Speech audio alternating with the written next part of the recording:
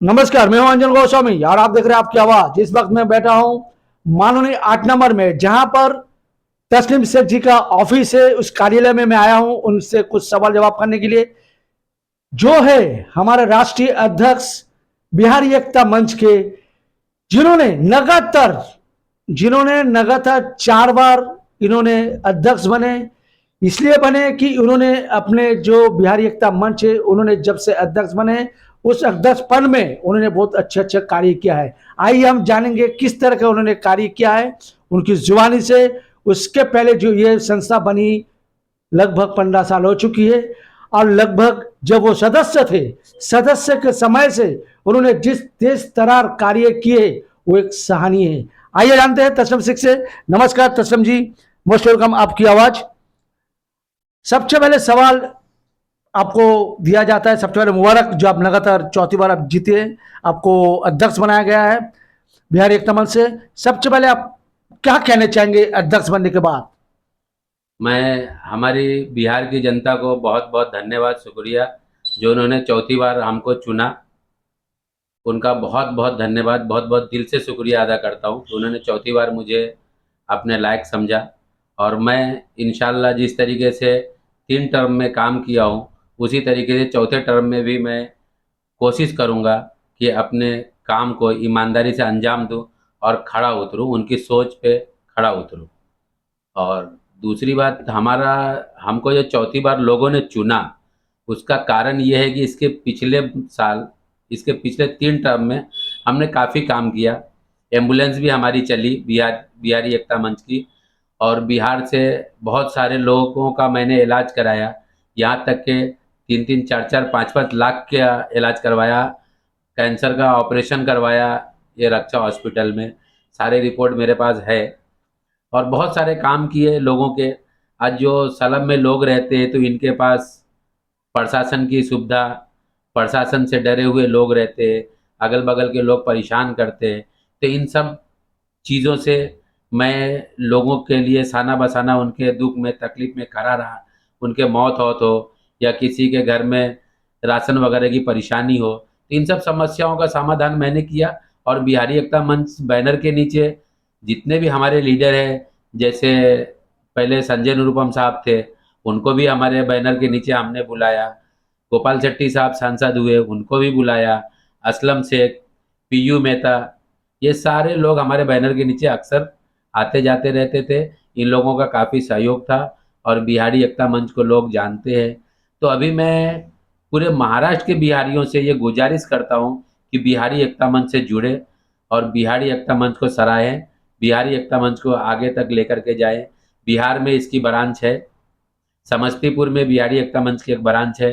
तो जो बिहार समस्तीपुर के तरफ के लोग सुन रहे, तो वो जुड़े, अब बिहारी एकता मंच ग्रुप से जुड़े, ताकि आपको हर जगह का ब्रांच पता चलेगा, कहाँ कहाँ बिहारी एकता मंच का ब्रांच है, लोग कहाँ कहाँ है। तो जो लोग जिस इलाके के, मोतिहारी के, मधुबनी के, समस्तीपुर के, पटना के, दरभंगा के, मुजफ्फरपुर के, जहाँ जहाँ के भी लोग हैं जो एक दूसरे से जुड़े हुए हैं, उनसे गुजारिश है हमारी कि हर लोग एक दूसरे को जोड़ते रहे, ताकि ये कमिटी और मजबूत हो और बड़ी बने और बिहार समाज एकजुट होकर चले।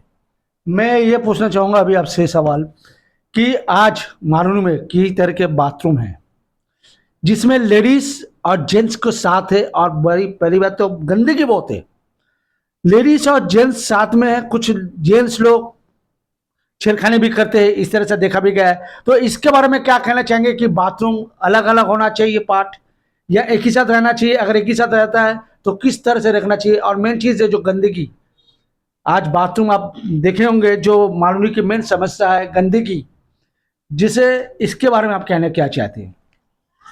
देखिए, इसके बारे में मैं कहना ये चाहता हूँ कि प्रशासन का जो सिस्टम है वो तो लेडीज जेंट्स अलग अलग है, लेकिन अब इसको फॉलो क्यों नहीं किया जा रहा है, ये प्रशासन से पूछने का विषय है और प्रशासन को इस पर एक्टिव होने का विषय है। अब रही बात कि सारी चीज़ प्रशासन ही करके नहीं देती है, प्रशासन आपको एक स्ट्रक्चर बना के देगी, उसकी जिम्मेदारी आपके हवाले करेगी। आपकी जो साफ सफाई है, देख रेख है, वो हमारे अंडर ही आना चाहिए। इसलिए हमारी भी जिम्मेदारी बनती है प्रशासन के साथ साथ कि हम भी उसकी देख रेख करें, साफ सफाई में हम प्रशासन की मदद करें। तो ये भी है इसमें साथ। देखिए जैसे ये हो गया बाथरूम संडास की बात हो गई है, उसकी बात आती है लाइन से जो माननीय में जो आप लोगों का फाउंडेशन इतना अच्छा काम कर रहा है, इतना अच्छा घनिष्ठ होकर लोगों को तक पहुंच रही है, मगर ये भी एक बहुत बड़ी समस्या है जो छोटे छोटे जो माननीय के जो बच्चे हैं वो ड्रग्स का आदी बनते जा रहा है। थिनर ले रहे हैं, गर्द ले रहे हैं, ड्रग्स ले रहे हैं। जब थोड़ा पैसा वाला है तो ड्रग्स ले रहे हैं। जो छोटे छोटे बच्चे लोग हैं वो लोग थिनर ले रहे हैं। तो आप क्या कहना चाहेंगे, आपके फाउंडेशन के माध्यम से आप लोग कहाँ तक इसका वो करेंगे? देखिए हमारे फाउंडेशन इस पे बहुत आज कम से कम 7-8 सालों से काम कर रही है। हमारी फाउंडेशन हिना के नाके पे हमने बहुत अच्छा प्रोग्राम भी लिया था। इसमें डीसीपी, ईसीपी, सीनियर साहब वगैरह आए थे। लेकिन हम लोग सिर्फ कोशिश कर सकते हैं, लेकिन उनको गिरफ्तार करना, पकड़ना और सज़ा दिलवाना ये पुलिस का काम है। लेकिन पुलिस हम लोगों को जब हम लोग स्टेज पे बुलाते हैं तो स्टेज पे पुलिस कहती है कि भाई आप लोग बताइए कि किधर ये काम चल रहा है, कौन बेच कर रहे हैं, तो आप लोग बताइए उसको। तो हम लोग कैसा बता सकते हैं? पुलिस को तो पूरा इन्फॉर्मेशन होता है। हम लोग यहाँ देखते हैं ये एटीएस, ये जो विभाग में आता है, कौन सा विभाग है? नारकोटिक्स विभाग के लोग 1-1 घंटा खड़े रहते हैं और 200-200 रुपया लेकर के जाते हैं। तो पुलिस को तो सब पता है। मैं कहता हूं कि अगर पुलिस प्रशासन इस बात पे गंभीरता से ध्यान दे तो मंदिर या मस्जिद के सामने से एक चप्पल चोरी नहीं हो सकता है। तो इतना बड़ा ड्रग्स और चरस का धंधा हो रहा है तो कैसे हो रहा है? बिना प्रशासन के सहाय से ये हो नहीं सकता है। इस विषय पर आप प्रशासन को या महाराष्ट्र गवर्नमेंट को या महाराष्ट्र पुलिस को क्या संदेश देना चाहेंगे? जो ये सब जो हो रहा है इसके लिए सब क्या संदेश देना चाहेंगे? संदेश क्या देना चाहेंगे? संदेश देना चाहेंगे, लोगों को कहेंगे भाई अपने अपने घरों से निकलो, अपने अपने बच्चों की रक्षा करो, पुलिस का घेराव करो, नारकोटिक्स का घेराव करो, तो ही इसमें समाधान होने वाला है। और जो बाबा साहब अम्बेडकर ने आपको संविधान दिया है, उस संविधान के मातहत अगर कोई गलत होता है उसको रोकने की ताकत आपको दिया है। तो अगर कोई आपके सामने गलत धंधा होता है उसको रोकने की कोशिश करो। आप जब तक कोशिश नहीं करेंगे रोकने की, जब तक प्रशासन कुछ नहीं करेगा आपके लिए, आप रोकिए, प्रशासन भी आपका सपोर्ट करेगा। आपसे आखिरी सवाल, आज आपके बिहारी एकता मंच जो है यहाँ पर शायद काफी आपका कार्यकर्ता होंगे, प्लस इसके अलावा मानूरी के कई स्लम एरिया में कई गरीब लोग हैं, गरीब लोग बसते हैं, जो शॉर्टकट रास्ता जाता है यहाँ से मानूरी से होकर रिवर होकर लिंक रोड निकलते हैं डायरेक्ट। सुनने में आ रहा है कि ये ब्रिज को तोड़ा जा रहा है। तो क्या इसके ऊपर आप लोग किस तरह से विरोध करना चाहेंगे? अगर इस तरह का अगर ये ब्रिज टूटा जाता है तो कई लोगों की दिक्कत आ जाएगी, क्योंकि सारे लोग वहां से घूमकर जाएंगे। जो 3 किलोमीटर 2.5 किलोमीटर जो तेल की बचत होती है, प्लस कई गरीब लोग, बुरे लोग ब्रिज के ऊपर से चढ़कर जाते हैं, जो चढ़कर आते हैं, जिनके पास पैसा तक भी नहीं है, जिनके पास गाड़ी तक भी नहीं है। उसके विषय पर आप क्या कहना क्या चाहेंगे? देखिए ये आपने बहुत अच्छा विषय उठाया। जिस दिन हमारा चुनाव था तो उस दिन हम लोग गेट टुगेदर रखे थे। तो गेट टुगेदर में ये सवाल उठा, लोगों ने, हमारे लोग मालोनी के सलम में ज़्यादा रहते हैं, तो उन लोगों ने ये सवाल उठाया कि सर ऐसा ऐसा है कि वो पुल टूटने वाला है तो हम लोगों को काफ़ी तकलीफ हो जाएगी, तो आप कुछ कीजिए। तो इस पर हम लोगों ने संज्ञान लिया। मैंने और सादिक पठान साहब ने मिलकर लेटर डाला है बीएमसी को और पीडब्ल्यूडी डिपार्टमेंट को डाला है कि भाई ये जो पुल बना तो किस वजह से बना, और अभी आप लोग जो तोड़ने का ऑर्डर ला रहे तो किस वजह से ला रहे, जनता का पैसा इतना क्यों खराब हो रहा है। अगर ये पुल रहता है तो यहाँ लाखों की तादाद में लोगों का आना जाना है, उसमें काफ़ी फ़ायदा है। एक तो पेट्रोल ईंधन की बचत है, दूसरा प्रदूषण से लोग बचेंगे, लोगों का टाइम बचेगा। और बहुत सारे गरीब लोग जो पैदल चल के जाते हैं, जैसे अवरसाइन नगर हो गया, गोरेगांव हो गया, मलाड स्टेशन हो गया, पैदल चल के जाते हैं, उनका 40-50 रुपया बचत होता है। तो यह ऐसा ना करें, हमारी प्रशासन से गुजारिश है कि ऐसा ना करें।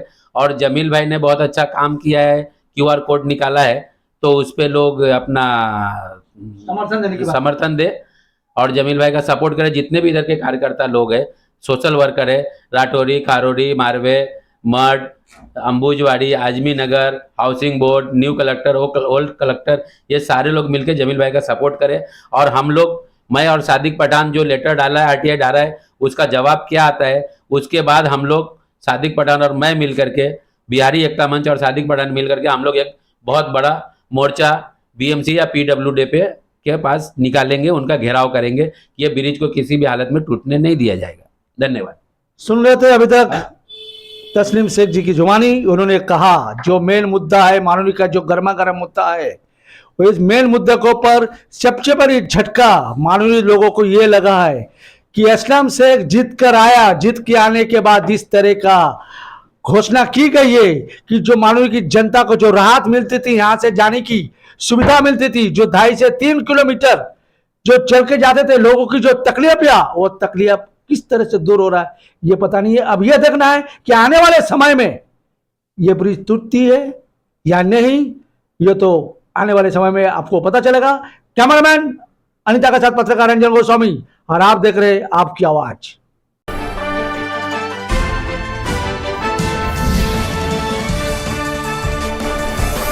आप देख रहे हैं आपकी आवाज।